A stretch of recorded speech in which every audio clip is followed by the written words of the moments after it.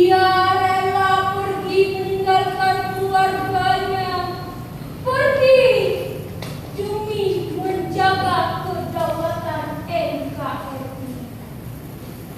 Tidak banyak bekal yang dibawa, hanya tubuhnya yang tegap berbalut kain tipis.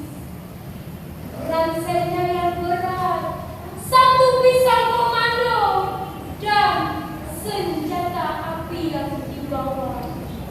Hanya itu yang melekat pada dirinya.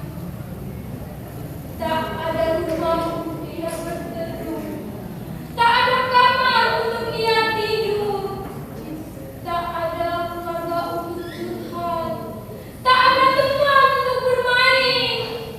Yang ada hanyalah teman seperjuangan dan senasib.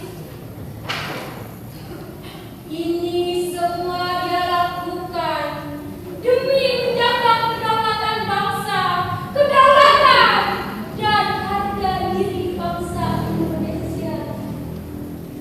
Dan ini dia lakukan agar Indonesia tidak injak negara lain. Terima kasih TNI. Engkau adalah pelindung negara. Engkau tiada Indonesia hancur.